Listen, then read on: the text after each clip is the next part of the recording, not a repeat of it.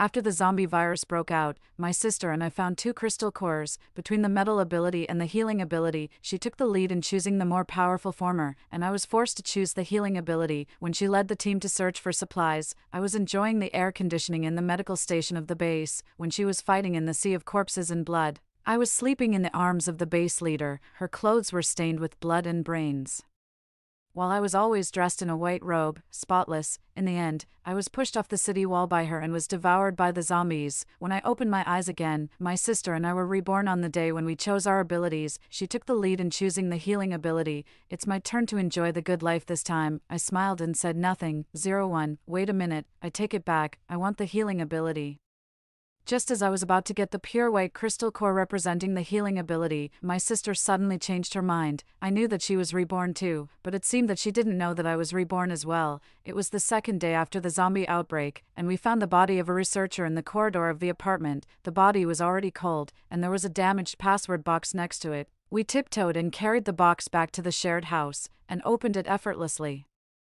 Inside were two crystal cores, one gold and one white. There were small words next to them that read metal and healing. In the previous life, my sister firmly believed that the metal ability was definitely powerful, and having it was equivalent to getting the script of the leading lady in the apocalypse, so she left the healing ability, which had no offensive power, to me, and she called it protection for me. But when I became the so-called little princess of the base, she was unwilling to fight the zombies all day long. The milk that she could only afford after going on several missions, I could easily get just by moving my fingers. Even Arthur, the leader of the base, became my admirer. Such a huge disparity in treatment finally shattered her hypocritical facade. Rory, why do you deserve all this? I've risked my life for the base countless times. Clearly, I've made a greater contribution to the base. Why do you get the leader's favor? In fact, I didn't have a good life, and I disdained anyone's favor. My sister and I were both orphans and had depended on each other since we were children, so I instinctively wanted to explain, but the person in front of me had been carried away by the anger of jealousy, and my tragic death was the most satisfying way for her to vent her anger. In the end, my own sister didn't hesitate to push me off the high wall of the base.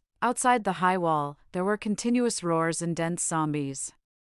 The fear came before the pain, then came the intense pain as my limbs and all the skin on my body were gnawed on. If I could do it all over again, I would definitely drag her to hell with me. 02. When I opened my eyes again, my sister and I were reborn on the day when we chose our abilities. I lowered my head and recalled the experiences of my previous life, and I didn't respond to her request for the healing ability for a moment, but she mistakenly thought that I didn't want to give it to her. This made her even more convinced that the healing ability was a rare and good thing, so without saying a word, she rushed towards me excitedly, snatched the crystal core and swallowed it directly. It's my turn to enjoy the good life this time. You just wait to deal with those disgusting things every day. Feeling disgusted, I shrank away from her, avoiding her touch. There was only one golden crystal core left in the box. That was the power that I had yearned for in my previous life. Seeing that I didn't take it immediately, Nova's expression became even more triumphant. Don't worry, sister, when I become a famous person in the base, I will definitely take good care of you. She gritted her teeth and squeezed out the words, take good care of, and her wide open eyes seemed to want to devour me alive. So what if she was reborn? My silly sister was as stupid and selfish as ever. I looked submissive and said, then I'll have to trouble you, sister. We have plenty of time ahead. 03. The next morning, Nova was still in her dreams, but I opened my eyes. I took out the golden crystal core that I hadn't taken yet. It sparkled with a sharp luster in the sunlight. At first glance, it looked no different from the day before, but if you compared it carefully, you could find that the transparent film that originally wrapped around the outside of the crystal core had disappeared. This layer of film was almost integrated with the crystal core itself, and it was very difficult for ordinary people to notice anything unusual. If I hadn't known the inside story in advance because of my rebirth, I'm afraid I would have made the same mistake again. At that time, I was regarded as a mobile human medical tool, treating the wounded day and night, regardless of the weather, until my ability was exhausted, then recovered, and exhausted again. Using my ability a lot made my ability level rise rapidly, and I gradually discovered the problem in my ability. Every time I used my ability one more time, I could feel the failure of my internal organs more clearly. Later, I learned that in order to prevent others from stealing the crystal core, the researchers added a colorless and odorless poisonous film to the surface of the crystal core. There was no problem with contact, but taking it directly would lead to severe poisoning. As the ability was continuously used and developed, the toxicity would appear and gradually increase. There was no cure, and it would only end with death. but the method to dissolve this layer of film was incredibly simple: just melt it with body temperature. It is said that it was provided for the high-level people to deal with emergencies. It's really thoughtful. Yesterday, Nova swallowed the crystal core directly. Her death was just a matter of time. I carefully wiped the crystal core through a cloth. Only after confirming that there was no danger at all did I swallow it. The seemingly hard crystal core melted as soon as it entered my mouth. Immediately, a warm current flowed through my limbs, and along with it came a significant improvement in my perception. I closed my eyes and felt the changes in my body. When I opened my eyes again, I could already see the faintly flowing golden light in the air. I stretched out my hand and concentrated. Slowly, a metal needle cone with a bulging middle and pointed ends took shape in my palm, with a change of my consciousness. The metal cone immediately turned into golden dots and melted into the air. As the zombie virus swept across the world, the environment of the Earth was also changing drastically. Metal elements began to appear in the air, as the proficiency of the metal ability increased. Ability users could even freely control the metal elements in the human body in the later stage. This was no different from a walking human killing weapon. The base regularly drew the blood of ability users every month, calling it a physical examination, but in fact, it was to monitor the degree of ability users' mastery of their abilities. When the integration degree reached a dangerous value, the base would assassinate the ability users in the name of cleaning up. I'm afraid this is also the reason why Nova worked so hard to kill zombies but never got any benefits. They were afraid. No leader likes something that is out of control, especially something that can threaten themselves. What's more, in the apocalypse, everyone is in danger, and human nature has long been destroyed along with the brilliant urban civilization. I got up and stood by the window, lifting a corner of the curtain. If there were no accidents, Arthur was already on his way. 04. Under the shadow of my previous life, I woke up very early. I sat quietly by the side, looking at my sister's sleeping appearance. Under my creepy gaze, Nova suddenly woke up with a start. She swallowed, and then became angry and ashamed because she was scared by me. The healing ability is already mine. It's no use for you to daydream anymore. Oh, I don't want it at all. My indifferent attitude aroused her dissatisfaction. Before her sharp and piercing voice could penetrate the wall, I kindly pointed in the direction of the window. There were quite a few zombies downstairs, and that shout was no different from the dining hall's meal bell, but she seemed to have misunderstood something. She gave me a glare and then quickly got up from the bed. She piled all the few clothes she had from the wardrobe onto the bed, then she tried on the clothes one by one in front of the mirror, so she remembered Arthur. When Arthur met us in the previous life, he already had an ability. But after all, he couldn't withstand the zombie sea tactics. The other side had a large number of zombies, and his ability was quickly exhausted. He also suffered a lot of injuries during his escape. However, his ability was fire, which was different from ours. Ours were activated through artificial crystal cores. They were unique. There was only one healing ability user in the world, and there was also only one metal ability user. And he awakened his ability after being infected with the zombie virus. Yes, there was a certain chance of awakening an ability after being infected with the zombie virus. Therefore, many crazy people went forward one after another. They didn't want to be subservient anymore, and they didn't want to live in humiliation. They shouted that it was better to take a gamble than to live a cowardly life. In the end, most of these people became members of the zombie army while thinking. Nova finally chose her clothes. After hesitating for a while, she said, "Sister, let's go out and find food quickly." In the previous life, when my sister and I went out to look for food, we accidentally saved Arthur, who was being chased by zombies. Of course, my sister wanted to go alone, so that she could monopolize the favor of the future base leader. She could do that in the previous life, but now, she had to drag me along, because the person who now had the powerful metal ability was me. 05. There was a medium-sized supermarket near the apartment. It was located in a remote area with sparse traffic, so it became our first choice in the previous life. It was also there that we saved Arthur. The journey was very smooth, and we hardly had a direct confrontation with the zombies. Nova hid behind me the whole time, like a quail. She was even almost scared to scream by a severed leg. I quickly grabbed a piece of clothing fragment from the ground and stuffed it into her mouth. I said in an unfriendly tone, "If you want to die, go far away, don't drag me into it." I had thought that she would be useless without an offensive ability, but I didn't expect her to be this useless. After entering the supermarket, I quietly used my ability to turn into a cone and penetrate the zombie's head. Then I turned the cone back into little dots of elemental light and let it dissipate in the air. After clearing the zombies, I took the lead in going to the daily necessities area and getting a waterproof mountaineering bag. I was choosing medicines, and she was looking out at the door, waiting for Arthur. I was searching for food, and she changed her posture of looking out. When I carried the bag on my back and was ready to return, she had already changed into her seventh posture that she thought was attractive. What a fool, I said. It seems that he won't come. I'm leaving first. Do as you like. She ignored me.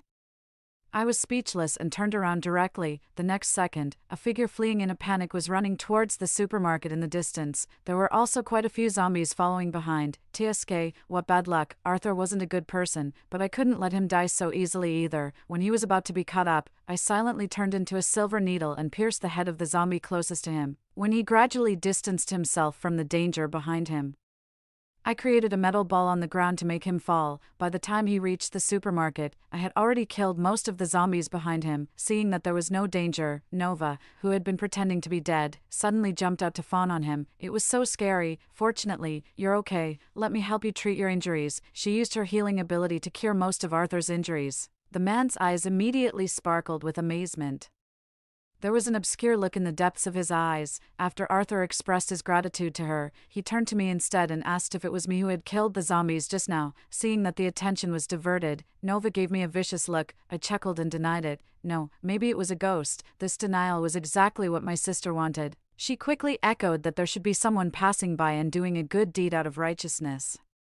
She also especially emphasized that her sister was just an ordinary person without the slightest strength, without any ability. Under her enthusiastic invitation, Arthur, seemingly passively but actually actively, followed us back to the apartment. My dear sister, you've just invited a wolf into the house. In the previous life, the number of people he had killed was much more than the zombies you killed. 06. At this time, the small apartment was divided into two spaces. With his tall and handsome appearance and his subtle and ambiguous tone, Arthur quickly coaxed Nova so much that she lost her sense of direction. Just like how he had deceived me in the previous life, the two of them were snuggling up on one side of the room as if no one else was around. My sister would occasionally throw me a provocative look. When I took out the food from the backpack, she suddenly froze. Yes, she could only see the man in her eyes.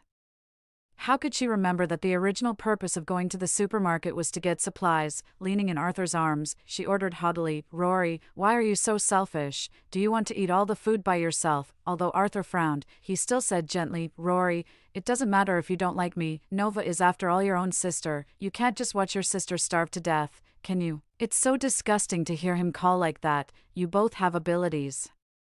If you don't want to starve to death, go find food yourself. I casually pointed in the direction of the door, too lazy to pay attention to these two immoral people. I ate the compressed biscuits in my hand on my own. The crunching sound when I bit them was particularly harsh in the silence. Just as Nova was angry and about to come and snatch the food, roars suddenly came from all directions. We were surrounded by zombies. But in a short while, the sound disappeared without a trace. As if nothing had happened, knock, knock, knock, there was a rhythmic knocking sound outside the door. I slowed down my breathing and stared intently in the direction of the door, not daring to relax for a moment. Surely a very powerful ability user has come and solved all the zombies. Nova was both surprised and delighted. Before I could stop her, she had already opened the door. Outside the door stood a young man in white. His soft short hair was neatly attached to his forehead, and his pair of dark eyes were bottomless. When he saw her looking over, the young man smiled slightly, and his sculpted features immediately came to life. "I passed by here just now and noticed that there were survivors, so I helped you get rid of all the zombies. I wonder if I could stay here for one night." He deliberately emphasized the pronunciation of the words, with a hint of hoarseness, more like a smile, or a coax. Nova's ears suddenly turned red, and she affably invited him in. I narrowed my eyes and took an imperceptible step back, trying my best to reduce my presence, but the man turned around and walked towards me, slowly extending his hand. "Hello, sister, I'm Adrian." Before I could react, Nova couldn't wait to take his hand. She said in an affected manner, "Hello, little brother, my name is Nova, and my ability is healing." I curled my lips into a faint smile and raised my eyes to look at Arthur, who was being ignored beside us. His face looked even uglier than mine. It seemed that he had already recognized the identity of the young man in front of him. As for my elder sister, she might as well have written the word "like" on her face. Adrian forced a smile in response, but his gaze remained fixed on me. Finally, Nova couldn't hold back any longer. "Let me introduce my younger sister to you." Oops, she hurried towards me but accidentally tripped, and a flash of light came from her sleeve. It was something she had secretly picked up from the ground when she was out, and it was stained with zombie blood. Even if it made a tiny wound on the body of an ability user, that person would immediately become one of those disgusting creatures. 1 second before she pounced on me, a cold voice sounded, "What dirty hands?" 07. Adrian wiped his hands on the curtain as if in disgust. Beside him was Nova, whose right hand had been broken. Adrian placed his slender index finger against his lips. "Shoo. Be quiet." Nova was so frightened that she was stunned. After choking a few times, she finally didn't dare to cry out loud. She bit her lower lip tightly and cast a pleading look at Arthur. Arthur hesitated for a moment, but thinking that she had the healing ability, he decided to stand in front of her. Burning flames ignited in his palm and were aimed at Adrian, but Adrian seemed not to hear it. Instead, he walked towards me step by step. I stood still where I was. When our eyes met, behind my calm gaze was an unfathomable undercurrent. With every step he took, the growls around us became louder. Before I knew it, the streets and corridors were already crowded with densely packed zombies. I had seen him before, in the deepest room in the basement of the medical station in my previous life. There was a person trapped by iron chains as thick as an arm. Later, he became the Zombie King. It seemed that he had also been reborn, according to the progress in my previous life. Adrian was still a human ability user at this time, but he was being hunted down by the human high-ups because of his special ability. Since he became the Zombie King ahead of time this time, something must have gone wrong. The crashing down of the door panel interrupted my thoughts. Before the zombies rushed in, I decisively broke the window, and Adrian jumped out first. Behind me, Nova was screaming and cursing like a madwoman. "Rory, are you crazy? Hurry up and come over to help block the door." I raised a bright and sarcastic smile. "Don't worry, sister, you're a healing ability user. You're not that easy to die. Living is much scarier than dying." After saying that, I jumped without looking back. "Little zombie, catch sister steadily." 08. Adrian's figure was as fast as lightning. He gathered his strength and jumped, and firmly caught me in his arms. I wanted to get down and walk by myself, but he held me down firmly. "Sister, after not seeing each other for so long, have you missed me?" He leaned pitifully in front of me, but there was a hint of cunning in his eyes that couldn't be hidden. I was helpless. "Let me down." The day before I died in my previous life was the last time I saw him. The next day, he successfully broke free from his imprisonment and escaped. The base was in chaos, and I was also tied to the city wall by Nova during the chaos. Logically speaking, it seemed that his unintentional actions had also contributed to my death. He bit his lower lip, looking very wronged. "It seems that sister doesn't want to see me. Then I'll just leave now." As he said that, he was about to put me down, but I suddenly hugged him even tighter, which was unusual for me, because at the moment when we were about to land, the originally quiet zombies suddenly stared at me menacingly. Adrian proudly lifted me up a little and swaggered through the crowd of zombies while holding me in his arms. He was as leisurely as if he were going for a stroll. Under the shocked gazes of the two people upstairs, we gradually walked away. My encounter with Adrian was purely accidental. When I was exploring around the medical station that day, I discovered his presence. Humans created the zombie virus and, on this basis, extracted crystal nuclei containing abilities. Essentially, the abilities awakened by the virus were no different from the abilities artificially extracted. Therefore, I keenly sensed that, like me, he also had the ability in the aspect of healing. I poked his delicate and bloodless face. "Hey, you were also locked up because of your healing ability, right?" He lazily lifted his eyelids, and a pair of long and narrow peach blossom eyes glanced at me for a moment before closing again. He was quite good-looking, but he had a bit of a bad temper. I didn't give up and poked his face on the other side. "You look younger than me. I'll call you little brother." "Little brother, what did you do wrong to be beaten like this? If you're obedient like sister, you can avoid a lot of suffering." Finally, he was so annoyed by me that he bared his teeth at me. "My ability is regeneration. Anyone who gets close to me doesn't live long. I advise you to get as far away as possible."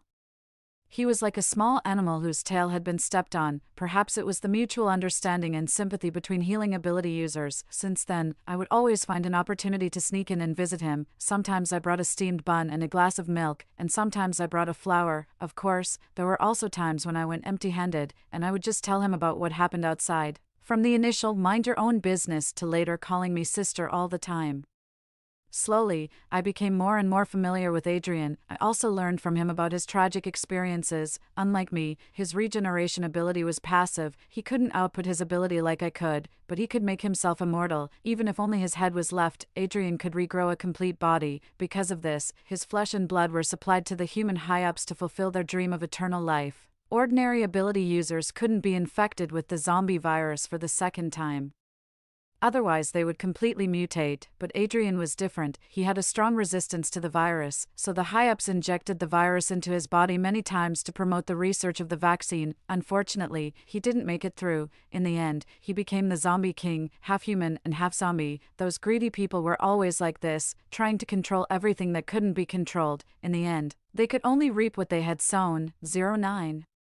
The once glorious city cluster now only had one building in the city center still standing. In the presidential suite on the top floor, Adrian and I sat facing each other. He called a few zombie minions to bring a basket of fruits, and he picked an apple from it and started peeling it. Sister, now that I've become the zombie king, I'm not afraid of being caught by them. As he said that, he proudly raised his chin. As if waiting for my praise, I rubbed the center of my brows. So you deliberately turned yourself into this neither human nor ghost state. He nodded like a puppy, as if there was a fluffy big tail behind him wagging excitedly. I frowned even deeper. Didn't you think about what would happen if you failed? What would happen if you completely turned into a mindless zombie? After hearing what I said, the light in his eyes became even brighter, and he happily moved closer to me. Is sister caring about me? I felt exhausted.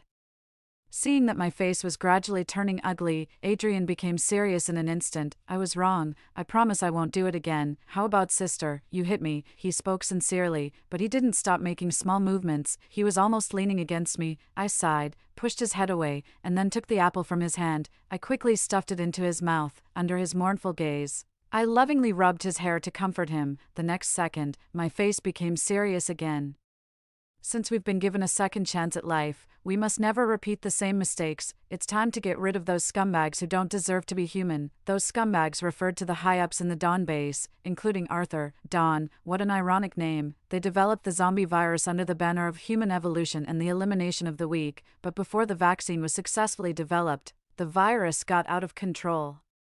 So they decided to conduct experiments on living people. The people who disappeared inexplicably in the base were all locked in the basement of the medical station and voluntarily sacrificed themselves for the future of humanity. The air conditioner that was always on in the station was to reduce the activity of the virus. Similarly, the movement of zombies would also be restricted in a low-temperature environment, but more importantly, it was to slow down the decay rate of the corpses. Yes.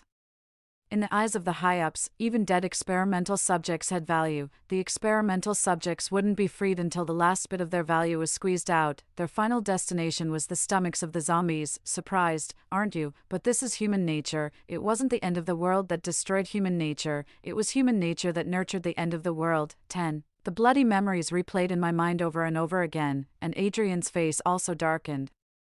He took out the apple from his mouth. Sister, we must never let those people go. Whatever you want to do, I'll cooperate with you. The first thing to do next was to enhance my ability. Only when I was strong myself could I have the right to speak and not be at the mercy of others. Adrian cooperatively called a large group of zombie minions, old and young, some missing arms and legs, all kinds, but as soon as they saw me, they all stood still like puppets. I was going to practice actual combat, not hit wooden stakes. After giving Adrian a good lecture, he became much more obedient. Although the movement speed of the zombies was still much slower than normal, it was barely acceptable. Adrian came to watch my training every day, and he stuck to me like a piece of chewing gum and couldn't be driven away. In desperation, I had to let him be. After 2 months of devil training, I had already mastered the metal ability to a great extent, without reaching out my hand. I could conjure up dozens of silver needles just by using my mental power. My perception of metal objects within a few miles around me had also reached the limit, and I could manipulate their movement and shape at will. I could even construct a completely enclosed metal space. Adrian cheered loudly from the side. I patted his head with satisfaction. Silly boy, leave all the brainwork to sister in the future. You just find a shady place to stay, so as not to be noticed by them. He nodded solemnly.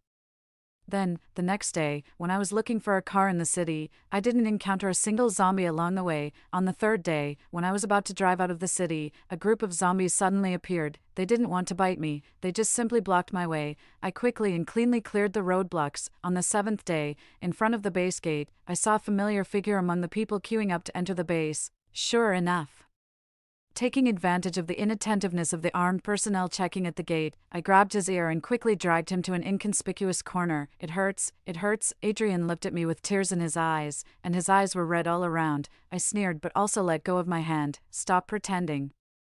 Zombies don't have the sense of pain. Seeing that his act of feigning injury had been exposed, he had to hold back his tears, but the word aggrieved might as well have been written on his face. I supported my forehead and sighed. I didn't want you to come for your own good. Those people have been looking for you. I'm afraid you won't even be able to pass the security check on the first floor of the base. It was simply like delivering oneself to the enemy from 1,000 miles away. The gift was small, but the thought was deep, but I didn't say it out loud for fear of hurting his self-esteem. He pouted but still refused to give in. What if that person does something bad to sister again? I'm afraid I won't be able to save you in time. Which person? I was puzzled for a second and then immediately realized. The kid was jealous. You mean that beast Arthur? Don't worry. I won't even let him touch a single hair of mine. What if he does touch you? Then I'll chop it off. After much persuasion, I finally sent this ancestor away. Since I had never revealed my ability in front of Arthur, he wouldn't search for my whereabouts in a big way for the time being. I entered the base unimpeded. I hadn't walked a few steps when I met someone I knew. It really was a narrow path for enemies. 11, before the other person noticed me. I quickly covered half of my face with a face towel and quickly blended into the crowd. Nova, dressed in a white dress, passed by me. It hadn't been long, and she was already as thin as a skeleton, as if a gust of wind could blow her away. Behind her was a large group of strong and sturdy bodyguards, which formed a sharp contrast. Because of the improvement of my ability, I could clearly distinguish the difference between ordinary people and ability users. Those were not ordinary ability users. Although my actions were restricted in my previous life, Arthur had never assigned so many people to supervise me at the same time. My ability to know the situation had earned me a lot of freedom from him. It seemed that during the few months I was away, my dear sister had probably done a lot of stupid things. Stop dawdling. Hurry up. If the leader punishes us for being late later, we won't get any benefits, and we won't make it easy for you either. One of the big men pushed Nova, who was still choosing fruits at the fruit stall, viciously. What are you choosing? Don't think you're superior just because you're with the leader. What's so great about the healing ability? You still have to be locked up and used for experiments. Sarcasm, abuse, disdain, contempt, humiliation. Sister, this is what I have suffered, and now it's your turn. I wonder how you feel now. You must be very happy to have Arthur's favor as you wished. I didn't waste any more time and decisively turned around and walked towards the dilapidated alley. The person behind me was roughly pushed to the ground, while my steps were brisk and light. We all have our own futures. Sister, open your eyes and take a good look. This is how the most powerful ability in the apocalypse is used. 12. It was still quite bright when I arrived, which was not conducive to sneaking around, so I wandered around the alleys where the poor lived for a long time, waiting for the night to fall. This was the area with the weakest supervision in the entire base. Most of the people living here were ordinary people without power or influence, mostly the elderly, children, or those with disabilities, but it was rare to see young and strong men and young women. Most of the former had become bait to attract zombies, losing their lives in the bellies of the zombies, or had been pressed into service as conscripts, doing the hardest and most tiring work in the base. Those who were unlucky became experimental subjects, unable to live and unable to die.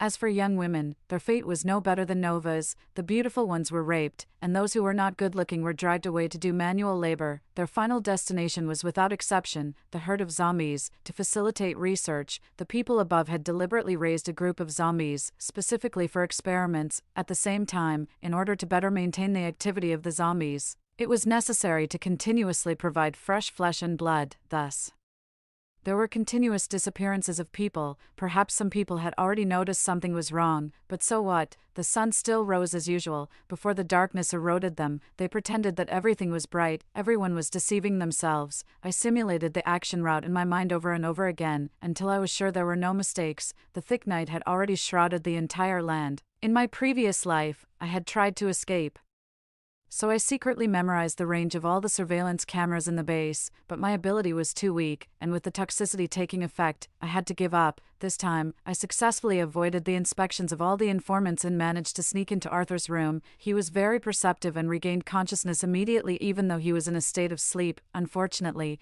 in a battle, a single second could mean the difference between life and death. It's you, Jean. He was too late. I controlled the blade to cut off his tongue to prevent his cries from attracting unnecessary trouble. At the same time, I conjured up 4 metal cones as thick as a calf's leg and nailed him to the bedboard. I completely severed his tendons in his hands and feet. I put my hand to my mouth. Shoo, if you beg for mercy, I'll be even harsher. When those innocent people knelt down and begged you not to use them for experiments, did you show any mercy? Arthur stared at me like a madman, his whole body shaking violently, and he even lost control of his bladder and bowels. Look, whether it's the victim or the perpetrator, when faced with a threat to their lives, their subconscious reactions are the same. The villain holding the butcher's knife is also a coward who is fierce on the outside but weak on the inside. There was a smile on the corner of my mouth. By the way, I am indeed a metal ability user. Congratulations, you guessed right. So what reward should I give you? How about calling a little friend to liven things up? After saying that, I opened the window of his bedroom, and a zombie eagle flew in from outside. While I was improving my ability, Adrian wasn't idle either. He had developed his mental power to a very high level and could now control all things infected by the virus at will, when he wasn't by my side. It was through this eagle that we communicated with each other. I stretched out my hand, and the zombie eagle docilely retracted its claws and stood obediently on my left arm. You've had a hard journey, now it's time for a meal. As soon as the words fell, the zombie eagle immediately regained its cruel and bloodthirsty nature and launched a one-sided massacre against Arthur on the bed.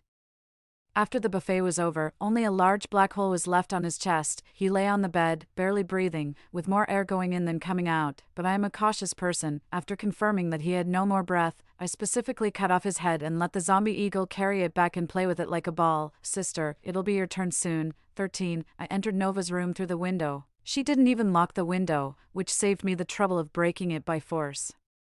A crescent moon hung in the sky, casting a silver light. There was a figure sitting upright on the bed. You know everything, don't you? Nova spoke as if she was calm, but in fact, she was on the verge of collapse. Of course, sister, you insisted on swapping with me. Why are you regretting it now? I raised an eyebrow. Tears instantly welled up in her eyes and slowly slid down her gaunt face. Sister, since you can come here, you must be able to save me out, right? She stared at me, holding on to her last hope. I nodded slightly. She moved back slightly, almost imperceptibly, and continued to pour out her grievances to me. I leaned against the wall boredly, crossing my arms. Before she could press the button, I moved behind her like a ghost. At the same time, I cut off her tongue in both hands. This button looks very familiar. How about you tell me what it's for, sister? I asked with a fake smile. Even in this situation, my sister still wouldn't let me go. In my previous life, when I was planning to escape once, I accidentally pressed this button. Once pressed, impenetrable isolation walls would rise at all the entrances and exits of this room, trapping people inside and killing them. By then, when the support from the high-ups arrived, there would be no way to escape even with wings. As sisters connected by blood, I knew my sister too well. She and I had already reached the point where one of us had to die. Don't worry. Arthur has already gone down first. You'll soon go down to accompany him. By the way, do you know why he, as a high-up, appeared near the apartment? I leaned close to her ear and said word by word. Because he was hunting down the person who stole the crystal core, and from the first moment you saw him, you revealed your ability. Nova stared at me in disbelief, with tears, snot, and thick blood smearing all over her face. She sat down on the ground, laughing and crying, as if mocking herself. She had lost to me again. I squatted down and looked her in the eye. Sister, do you know why you lost? Because you only care about yourself. You're too self-righteous. Sister, you're too arrogant. You thought that with the healing ability that everyone supported, you could have everything, but you didn't know that in the apocalypse, the only way to survive was to hold the knife in your own hand, instead of dealing with her directly. I handcuffed her to the balcony.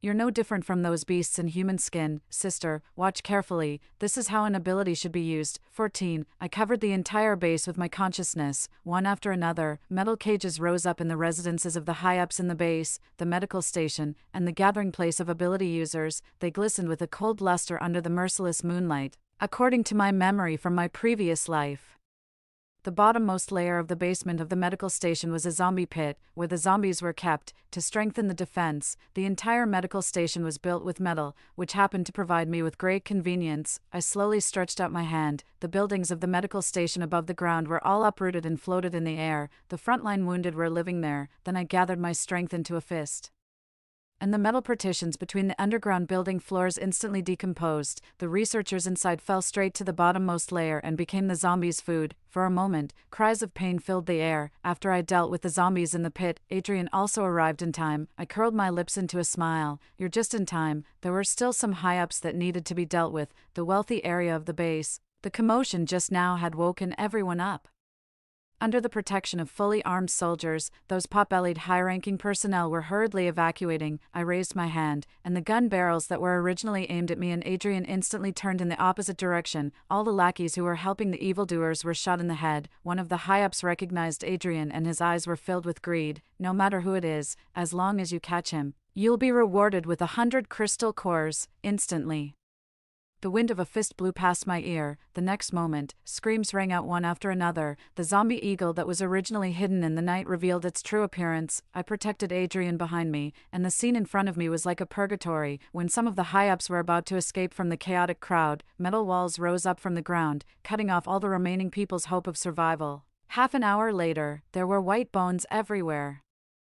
I stretched out my hand again, and all the metal cages instantly disappeared. When I went to the balcony again, Nova was already dead, the biggest cancer had been eradicated, and there was only one last thing left: eliminate all the zombies, and also, deal with myself. 15. 2 months later, the Dawn Base. Oh no, it should be called the Happy Base now. There was a new human leader there. It didn't matter who it was. And I didn't care either, in a way, having experienced 2 lives.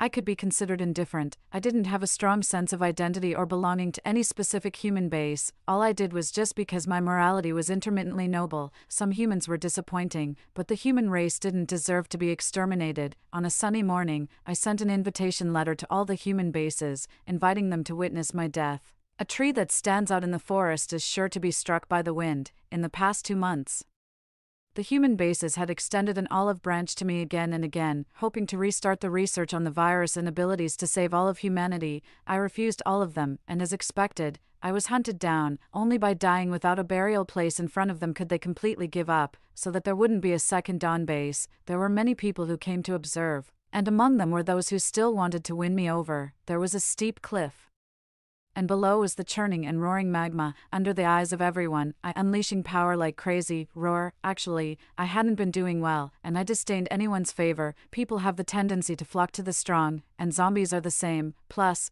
the virus and abilities originally came from the same source. Therefore, the stronger the ability, the more attractive it is to zombies.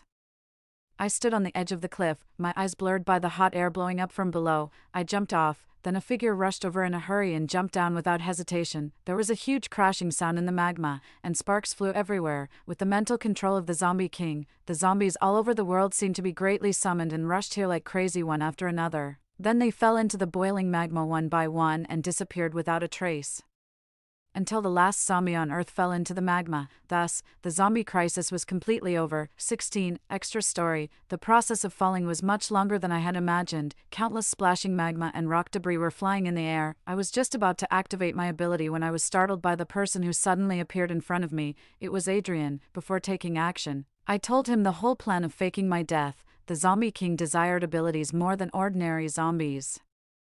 I even locked him up on purpose to prevent him from jumping down with me. I'm also a zombie, sister. Don't be soft-hearted. A sigh fell. An airtight metal ball wrapped the two of them tightly. Just as they were about to touch the surface of the magma, it stopped. Story 2. My zombie makeup video accidentally went viral. After work, the big boss cornered me against a wall. Honey, I've been looking for you. Below his collarbone was a rotting patch of corpse blemish. 01. When the zombie virus broke out, my husband was calmly grinding coffee. I was so frustrated, I almost smacked him. Did you secretly go out and bite people behind my back? Timothy looked hurt, his already purplish face turning even bluer. I thought you were sneaking around behind my back. The lockdown alarm blared in the distance, and the bloody scenes on TV were making my head buzz. Timothy brought over coffee and massaged my shoulders. What are you afraid of, honey? We're both zombies. They can't do anything to us. I chuckled on the surface, but my legs were trembling secretly. Timothy was definitely a zombie, but he didn't know that I was just pretending. 02. I started pretending to be a zombie 6 months ago. Back then, I was a pretty obscure streamer, so obscure that my colleagues couldn't understand why I had been with the company for 3 years. That day, my zombie makeup video accidentally went viral. Among the many private messages, I noticed a cute figure. Sis, are you a zombie too? I found this little brother quite interesting, mainly because the figure he flaunted on his homepage was just my type, especially the volcano-shaped blue birthmark under his collarbone. It added a certain charm. Yes, I nodded frantically. Brother, I am too. I curled up the corners of my mouth, giving a devilish smile. I knew you were one too. Hurry up and reveal your true intentions for messaging me late at night. Do you want me to catch some rabbits for you to eat? Ha, taking the innocent route. Sister has 2 white rabbits at home, I can give them to you. That's so like me. From then on, I and the brother chatted passionately. By the 3rd day, we were calling each other hubby and wifey. I am a cultured streamer who never flirts with fans, except the handsome ones. 03. Then, I was reported by a colleague. I was so obscure, why would you report me? I will never be happy again. After work, the big boss called me to his office. I thought, is firing me such a big deal that it troubles the boss? Looking at his sculpted profile, my DNA stirred fiercely. I had been admiring him from a distance for so many years, never expecting him to be so handsome up close. That was the first time Timothy and I talked face to face. He stared at me silently, his long legs crossed, lazily leaning against the floor-to-ceiling window. We stared at each other for 10 minutes. Boss, isn't that pose tiring? I realized something was off with his complexion. Boss, I just wanted to give the fans a little treat. What, you gave it to someone else too? His complexion seemed even more off. As I looked up trying to recall the brothers and little brothers from my career, Timothy had already approached me. He cornered me against the wall, his eyes suddenly bursting with the light of a puppy dog. Honey, I've been looking for you for a long time. Up close, I finally understood. The blue mark under his collarbone was a rotting patch of corpse blemish. He wasn't joking. He really was a zombie. I advise everyone, do not fall in love online. You never know what species you're connecting with through the internet. 04. Extreme hunger pulled me out of my memories. The lockdown in the neighborhood had lasted all day. Zombies were howling in packs downstairs, and I had eaten all the snacks hidden at home. My stomach was so empty it was frightening.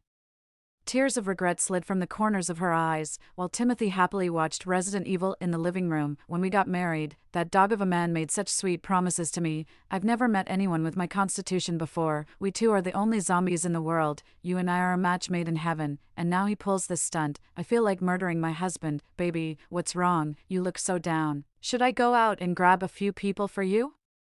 Timothy said as he flexed his fingers, his eyes glowing with excitement. Let's not talk about that. We're supposed to be civilized zombies. I quickly interjected, crossing my arms. Although Timothy is a zombie, he has never bitten anyone. His diet consisted of live chickens and ducks, but we've run out of ducks and rabbits at home, he said with tearful eyes. You wouldn't consider eating our corgi, would you? Dum-dum, our corgi was shivering under the sofa at that moment. Thanks.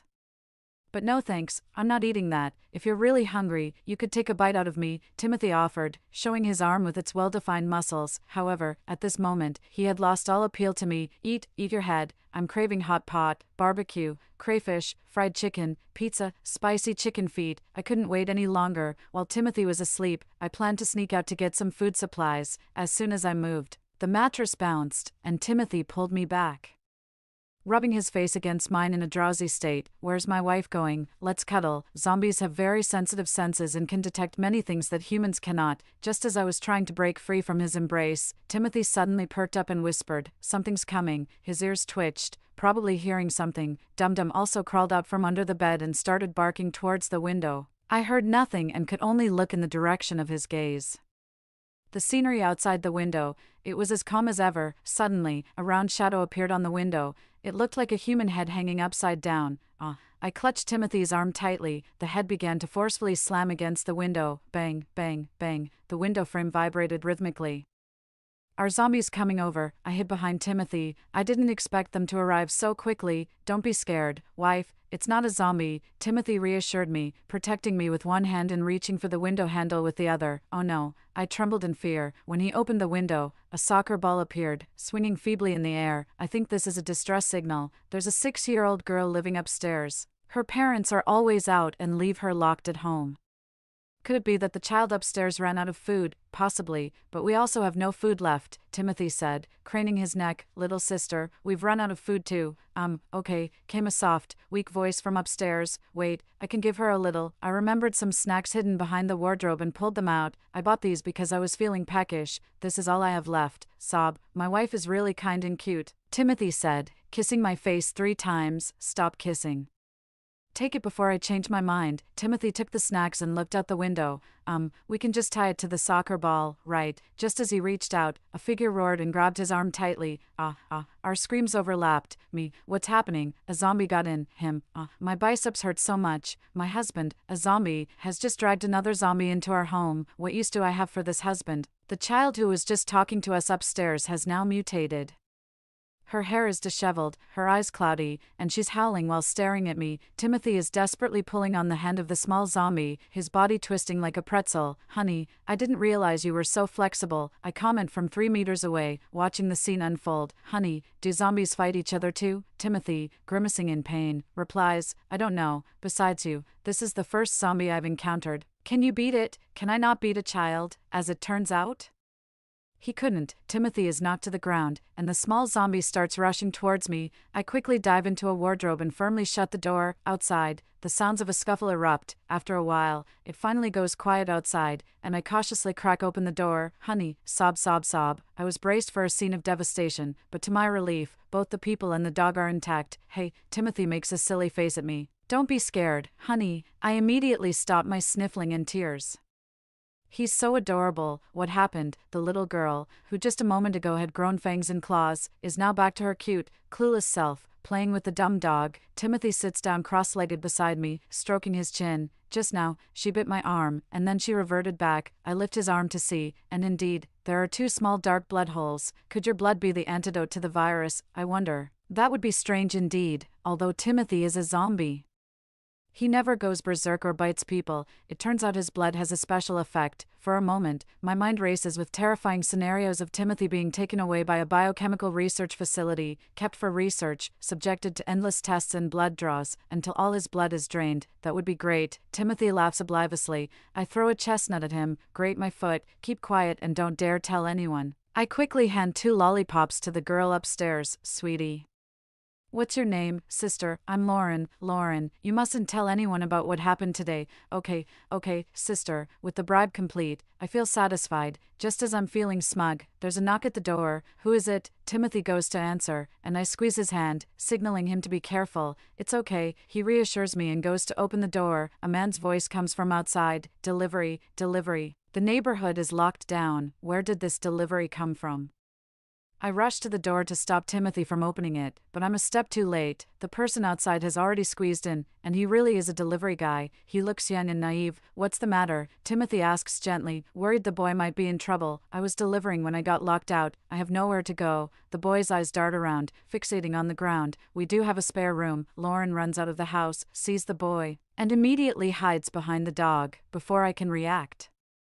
The boy's voice turns into a roar. He has mutated. WTF. I quickly spring into action. Timothy steps in front of me. This boy's attacks are even more ferocious than the girl's. I rush Lauren into another room and shut the door. I went to the storage room and grabbed a baseball bat, charging forward with it in hand. Despite the zombie's strong ability to recover, I managed to force it out the door. Timothy was forcefully pushing the zombie. It seemed like it didn't intend to bite. Just continuously barking at the sky with its mouth wide open. Come on, bite me, bro. Just one bite. Are you dumb? Doesn't your arm hurt? While they were fighting, I seized the moment to open the security door. Catching my glance, Timothy forcefully pushed the zombie out. Just as the door was about to close, suddenly, the zombie turned back into a boy, kneeling on the ground, sobbing. I'm sorry. I'm so sorry. I was just too hungry. I quickly checked Timothy for any exposed bites. Nothing. This is a characteristic of this type of zombie virus. It only lasts for a few minutes, otherwise, they're indistinguishable from normal people, the boy explained through his sobs. Day 1 of the apocalypse, I sat in the living room with 3 zombies, watching the cartoon about the wolf catching sheep. Now I understand. The infected only lose their sanity briefly and recover very quickly, Timothy said. Disappointed that his own blood wasn't the cure, I was relieved. I just timed it.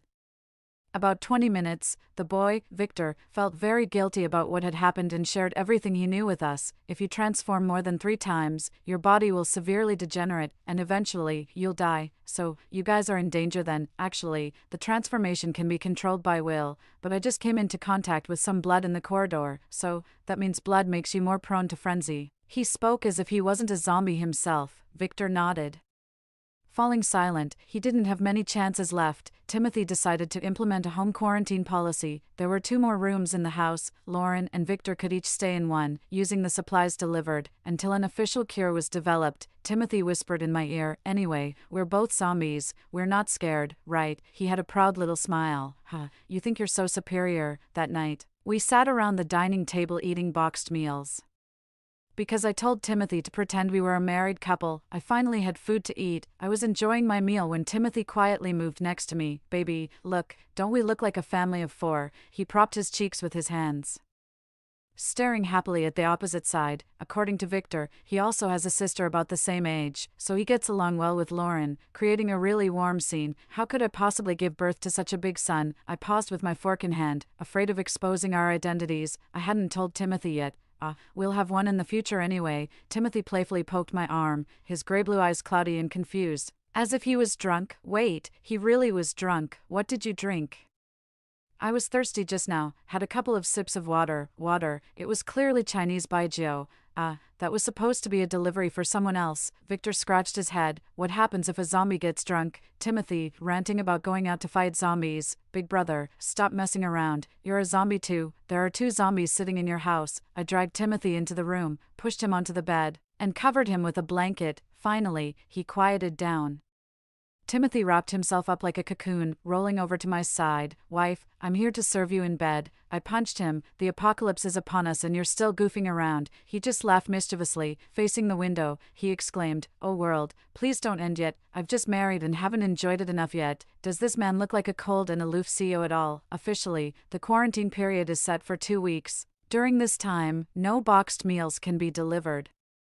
In the residents' group chat, someone is gathering volunteers to stock up on supplies at the supermarket in the courtyard. I was the first to volunteer, announcing, "My husband will go." Timothy looked at me with a plaintive expression. "Baby, aren't you worried I might get hurt?" I immediately clung to him. "Honey, stock up on more supplies so we can prosper. And remember, Lauren and Victor are still growing. If you really don't want to go, I will. I'm not afraid of getting hurt."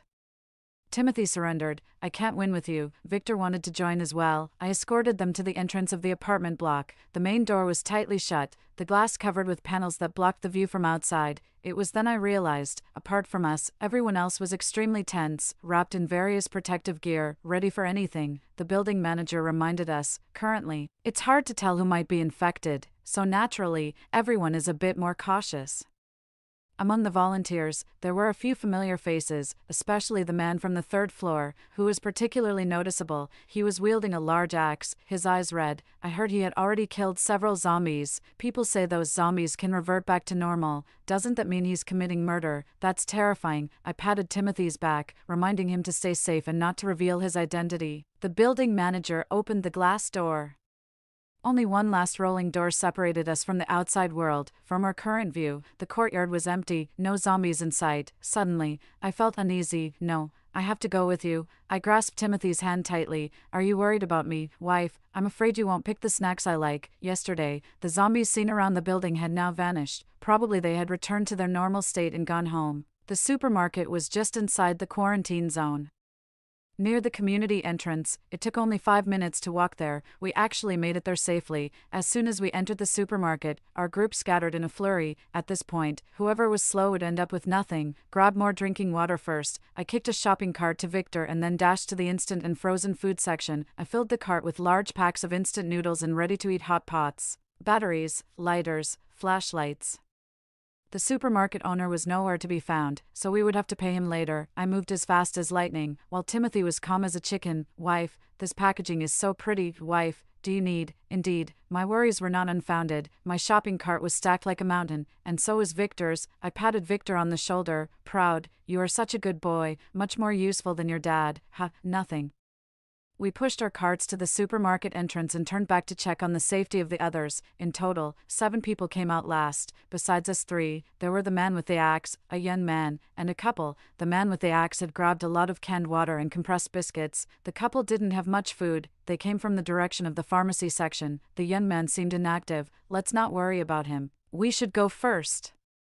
The girl in the couple seemed quite scared. Her boyfriend pulled her towards the exit. I grew nervous, ready to run at any moment. Brother, are you still there?" Timothy leaned forward to check. The shelves were empty. From the shadows of the gaps, a squeak sound was heard. I had a bad premonition. Run. In the darkness, a fierce roar exploded. Rows of shelves toppled over like dominoes, mixed with the young man's screams. In the shadows, there were at least a dozen murky figures. Timothy quickly pushed me out by the shoulder and then flung the shopping cart out as well. He patted my calf. Honey, run. I staggered a few steps, feeling the shadows around me blur into obscurity. Once we found a place to hide, we looked back only to find Timothy and Victor had disappeared into the swarm of zombies. 17. Timothy, Victor. I called their names softly. The girl in the couple quickly pulled at me. Don't shout. It'll provoke them. The guy leaned in. These are full-blown zombies. They've lost all humanity and are very aggressive. They seem to know a lot about zombies. Seeing my stunned expression, they introduced each other. This is William, a biologist, my husband, and this is Mila, a biochemist, my wife. They smiled at each other, their eyes almost sparkling with sweetness. These cases started appearing a month ago. We were originally doing research in the university lab, and went home to get some things when our neighborhood was quarantined, Mila said, patting my shoulder. Don't worry, those who are just infected usually aren't attacked by full-blown zombies. William also gave me a knowing look. It turned out they had figured it out already. They should all be able to come back, muttered William. Outside, some of the not fully transformed infected turned back into humans and ran away. The others, losing their targets, halted in their tracks. They can't get through. The voice of Axe brother eerily emerged from behind. Before any of us could react, a grenade, thrown from his hand, exploded. You son of a. 18. The explosion stunned us momentarily. In the firelight, the zombies that were idly wandering just moments ago were now groaning in pain. Fortunately, the explosion was in an open space and didn't damage the walls of the buildings. Ha ha. I knew it. Only fire can deal with these creatures. Axe brother laughed maniacally. My husband just helped you close the door. Did you lose your conscience to a dog? If it weren't for the two holding me back, I really would have fought him to the death. They've been bitten. They're monsters now. They're just infected. Sick. You're the real monster, little girl. Surviving is what's most important. Axe brother gave a cold laugh and ran out. Why are there always these types of characters in post-apocalyptic survival? Husband, sob sob, Victor, sob sob. William and Mila dragged me back to the entrance of the apartment building, with 2 carts of supplies. Axe brother was already out of sight. I looked at the empty yard, feeling utterly despondent. Wasn't this supposed to be a Lauren zombie story? Where's my husband? Where is he? Honey, honey. Timothy's teasing voice rang out. Am I hallucinating from grief? I'm back. No. It really was him. 19. In the distance, Timothy and Victor rode a small electric scooter out of the flames and stopped right beside us. I was so happy I was at a loss for words, looking at Timothy, then at Victor. Both were unharmed. Sister, my delivery scooter was parked right outside. Isn't it faster to ride this? Victor, you did great. Victor scratched his head, smiling naively. Everyone's back. That's great. Let's go inside. The young couple was also very happy, but the door wouldn't open. Wait, the building manager cautiously pressed against the door lock. None of you were bitten, right? Our steps halted momentarily. I glanced nervously at the young couple, though they seemed more relaxed than I felt. Mila squinted with a smile. How could that be? Do we look like we've been bitten? The building manager trusted her more and lowered his guard. At that moment, the building manager's wife stepped forward. If you want to come in, you'll have to share some of your stuff with us. Why should we share with you when we risked our lives to get these? Mila was a bit annoyed. We've been guarding the gate for you, the manager's wife retorted confidently. Fine, let's share then. We compromised, and finally, the gate was opened. After sharing some supplies with the building manager, we hurried upstairs. As soon as we entered our home, Lauren and our dog rushed up to greet us, seeing their pure and joyful faces. I burst into tears. I won't go out again before the lockdown is lifted, and if I do, I'm a dog, I declared as I went back inside. I clung tightly to Timothy's chest. I was so scared. Honey, I thought I was going to inherit everything from you. I sobbed. Honey, why do I feel like you're almost happy about it? How could I be happy? I cried. Why did you guys fall so far behind? I bought some more stuff. Timothy grinned proudly. He brought over a plastic bag and laid out its contents on the table like treasures. Although we don't need these now, who knows how long the lockdown will last. I had to prepare for my wife. The bag was full of things for me, sanitary pads, heat packs, brown sugar, and goji berries. I was moved to tears, but then I saw the last item, a small blue box. Timothy, well done, and it's even strawberry flavored. The supplies we gathered were enough to sustain 4 people and 1 dog for 2 months.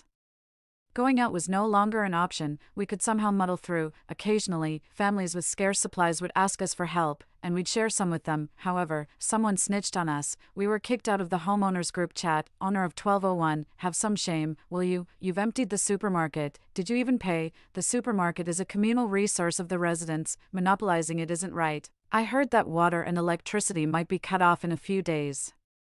Are they trying to exhaust everyone to death, so eventually only they will remain in this building? This couple has always been selfish, causing divisions at such a critical time. Do you even know me? After a whole day of cyberbullying, someone came knocking on our door. Open up, don't hide inside silently. I know you're home. The knocking was so intense it scared Lauren into tears. I looked through the peephole and saw a crowd outside, led by the building manager and his wife.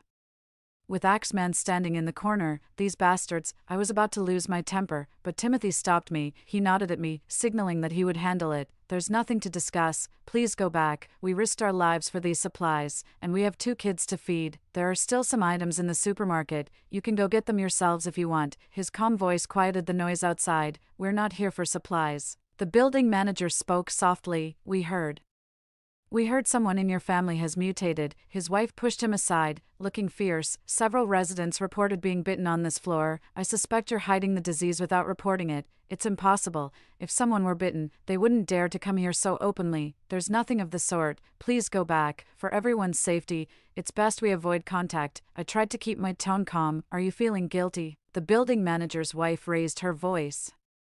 You came back so late from that outing, something must have happened. We absolutely won't jeopardize your safety. Please leave. I didn't want to argue with her anymore. I forcefully slammed the door and sat back down on the sofa with Timothy. Lauren and Victor looked up at me. It's okay, Lauren and Victor, keep watching TV. Peppa Pig resumed on the TV. There was no longer any noise outside. Honey, something feels off, Timothy said uneasily. I feel it too. They didn't disappoint us. After a while, red fresh blood began to seep under the door. 23, Victor and Lauren's faces turned pale instantly. Hold on, Lauren. I held Lauren tightly, covering her eyes and nose, and carried her back to the room. Victor quickly scurried back to his room too. He shut the door heavily. It's okay, Lauren, everything's going to be okay. I patted Lauren's back to help her calm down. Sis, I want some candy. Her little face was sweaty, her lips pale. Okay.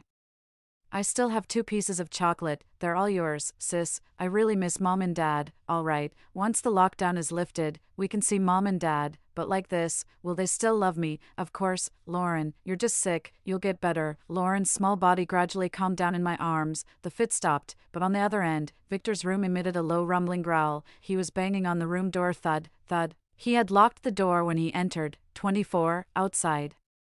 Timothy was pounding on the door forcefully. His voice was hoarse, restrained yet dangerous. Get the hell out of here now. I had never seen him this angry before. Timothy, I grabbed his hand, only then noticing his eyes were red. Honey, they've gone too far. He rubbed my hair. Let's not bother with others from now on.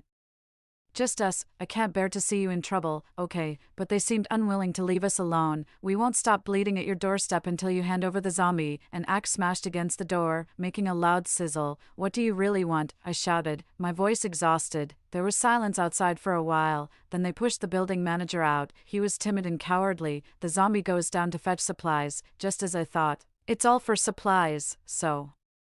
You just need the supplies. Yes, I'll go F*******. Timothy stopped my curse gently, saying, I'll go, first thing tomorrow morning. 25, at night, Lauren was too scared to sleep alone, so she ran into our room. I held her and soothed her to sleep. Victor's incessant mumbling came from next door. Let's keep Victor. Maybe there will be a cure in the future. Timothy was very quiet today. Scared? No. He turned to embrace me. Allison, I want to confess something to you. It had been a long time since he called me by my name. What? I've bitten someone before. Timothy's gaze shifted away from me, casting to a corner of the room. It was a girl. He panicked. But don't worry. I just bit her arm. Didn't touch anywhere else. Okay, I got it. It's all right. I hugged him back, patting his head. I actually knew about it long ago, because the person Timothy bit was me, and he was lying. He was both kissing and hugging me, biting me not just once but twice. I discovered Timothy's zombie identity earlier than he might have imagined. At that time, I had only been with the company for a year. I held a pure admiration for the big boss. I finally got a chance to travel with his team on a business trip, but I was assigned to do odd jobs and didn't even get to meet him. However, in the dead of night, I received a call from Timothy, his heavy breathing coming through the receiver. Come to my room. Could this be my lucky break? Although I just wanted to observe him from a distance, I couldn't resist such a direct invitation. I didn't expect that upon entering, I would see his blood-covered corpse. It was definitely a corpse. I checked. There was no breathing. A metal rod protruding from the bathroom had pierced below his collarbone, causing a fatal, volcano-shaped wound. He must have faced an emergency and randomly dialed my number. My pupils dilated in shock as I tried to crawl away. I hadn't crawled far when Timothy suddenly opened his eyes. He lunged at me. I blocked my neck with my arm, which he bit down on tightly. I closed my eyes. That's it. I thought I was done for. A mild pain spread through my arm. A hot, soft sensation enveloped me. I sneakily opened my eyes. Why was he biting me and then blowing into my ear? I timidly asked, "Is this an April Fool's joke?" But there was no response. Timothy had fainted. The next day when I saw him again, Timothy acted as if nothing had happened. There was not a trace of blood on his clothes or in his room. I always thought that everything that day was just a dream, until I saw a scar identical to mine. The bite from Timothy never fully healed. I tattooed a small rabbit over it. Now, the rabbit was being held in Timothy's embrace. He was asleep, outside. The moon hung brightly. Everything was peaceful and beautiful. Dare the world try to destroy this. Tomorrow, we both must live. I still have to create a family of 4 with Timothy, and 4 generations living together. The next morning, the young couple from before contacted me. It turns out, a few days ago someone irresponsibly left the building entrance open. Now everything below the 4th floor was overrun. There were masses of zombies below, but only a security door held them back. No wonder no one dared to go out for supplies, leaving us to bear the brunt. William had once studied the blueprints of the underground parking garage and showed us a safe route. Timothy didn't want me to go. I clung to him, refusing to let go. "Honey, honey, stop it. Wife, honey, honey." I squeezed out a couple of tears. Humph. Could Timothy really resist this? As it turned out, he could. Timothy tied me up and left me in the room. "Stay here. Wait for my return." He kissed my forehead. "Don't worry. I can't bear to die." I had a feeling that Timothy needed me. So I freed myself from the blankets and quietly followed him. The stairwell was eerily quiet. I could only hear my own breathing. I dared not take the elevator, for the small space would leave no escape in case of a fight. Descending to the 5th floor, suddenly a scream came from below. Before I could flee, 2 indistinguishable figures ran up. It was a zombie gnawing on a man's shoulder. I kept backing away. "Are you okay?" The bitten man, with tears in his eyes, replied, "Do I look okay to you? Did you see a tall, handsome man go by?" "You mean the one dressed in a gray tracksuit, with a stern, ascetic look?" "Yes, he left with a man and a woman." The man, distracted by the zombie on his shoulder, swayed around. "You should head downstairs. The door's open and it's clean." Timothy had left with a man and a woman. It must have been William and Mila, the married couple. "Thanks." I gripped the baseball bat in my hand. "Do you need my help hitting her?" The man waved his hand with a smile. "No need. She's my wife." The long-haired zombie looked up at me, flashing a bloody grin. May you have children soon." I moved past them and continued running downstairs. The man was right. The entire 4th floor was spotless. Everything felt deliberately cleaned up. I went down to the sublevel. The elevator was broken and stopped here, leaving a large pool of blood inside. But there was no sign of Timothy. A bad feeling suddenly came over me. Timothy. Ignoring the risk of attracting zombies, I started calling out his name. Then, out of nowhere, some bastard knocked me out from behind. When I opened my eyes again, I was dazzled by the bright white around me. I found myself lying on a hospital bed. "You're awake." Mila's voice came from behind me. "What have you done to me? Where have you hidden Timothy?" I tried to move but felt terribly uncomfortable. Mila ignored my question, coldly reciting my personal information. Sophia, 28 years old. A broadcaster by profession, married, husband's name Timothy, infected with the virus about 2 years ago, no symptoms appeared, initially assessed as an antibody carrier. Mila, in a lab coat, was followed by several others. Her confident smile reminded me of the time she helped us cover up. I suddenly realized something. Mila leaned down, whispering in my ear. "I noticed that day. Your husband is a special kind of zombie. We originally just wanted to capture him, but you came right to us."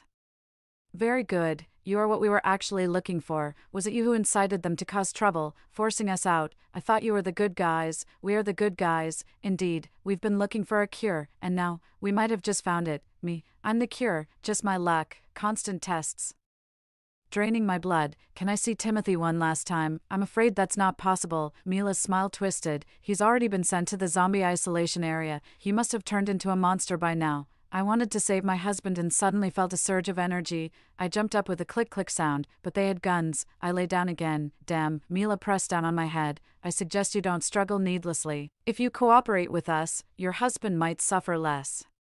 She turned on the TV on the wall. It showed surveillance footage of a large factory. The factory was crammed with disfigured zombies, at least a few thousand. Among the crowd of zombies, I caught sight of Timothy. He stood frozen among them, continuously nodding towards the camera. Actually, the virus began spreading secretly 2 years ago, and all the infected have been isolated here. Most of the samples were used for our research. These are what remain, so many.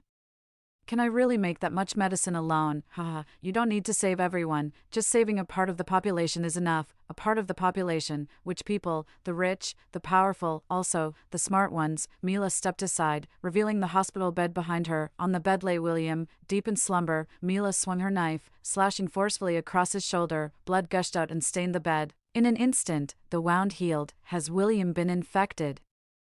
Blood stained Mila's fingers. She touched William's face, a manic smile spreading across her face. He'll get better. To her, the lives of millions didn't compare to the life of her loved one. The same went for me, so I said, I can cooperate with you. Can you let my husband go? Mila relaxed a bit.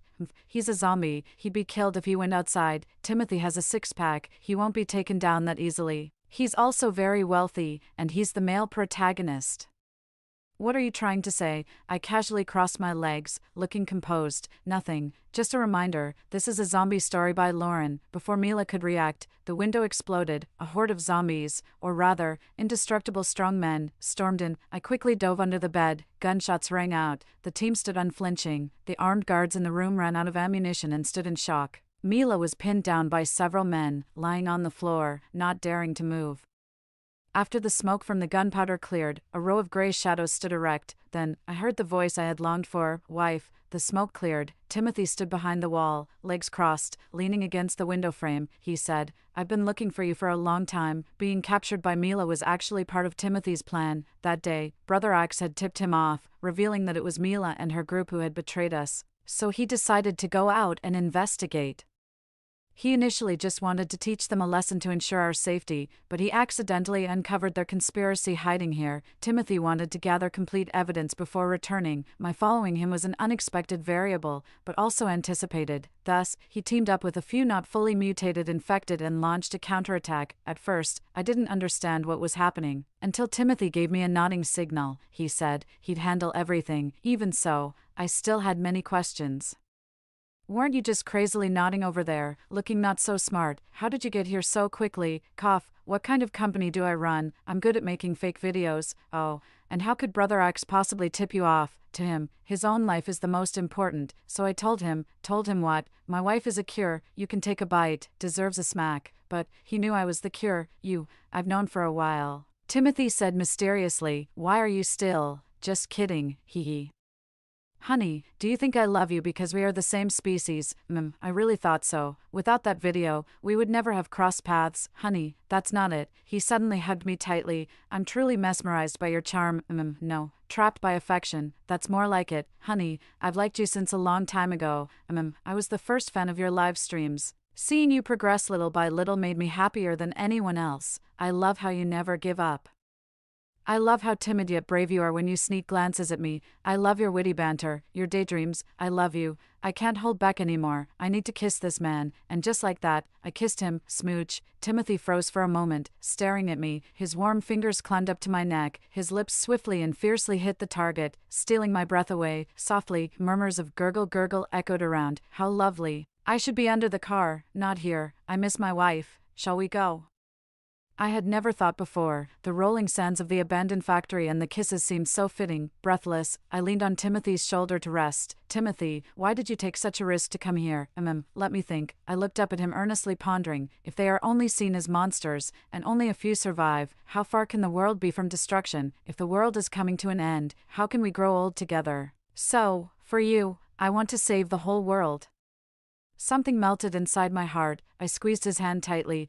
Me too, for you. I want to save the whole world. After settling Lauren, Victor, and the clumsy one at home, I prepared to go to the relevant department to expose myself as an antibody carrier. Timothy, holding my hand, nagged, Honey, do you really want to go? Going, aren't you afraid they'll drain your blood? Isn't it you who said about saving the world? Good wife, I support you.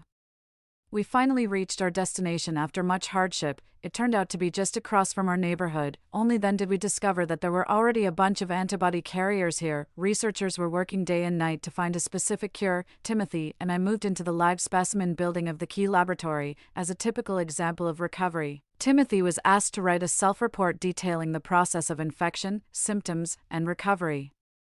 Thinking back to the day of infection, I felt a bit embarrassed. You must have been quite confused then. Should I help you write it? He gestured grandly. No need. Later, his self-report spread widely throughout the district. The content was, well, rather explicit. Timothy was overjoyed. Honey, this is sacrificing for the world. 5 days later, a traditional Chinese medicine appeared that could alleviate madness. 2 weeks later, a vaccine was also developed. 6 months later, a specific drug finally arrived. More and more people, including me and Timothy, returned to their families. Damaged buildings were repaired. Those who took advantage of the chaos were judged. A year later, the world slowly returned to its normal functioning. I hugged Timothy, enjoying the breeze, both body and mind delighted. Look, the world hasn't ended yet. All right, next up, growing old together. Timothy pulled me onto his lap, and a family of 4, with 4 generations under one roof. The end. Wedding side story. Hello everyone, I'm Lauren, the child from another family. I'm so happy, my illness has been cured,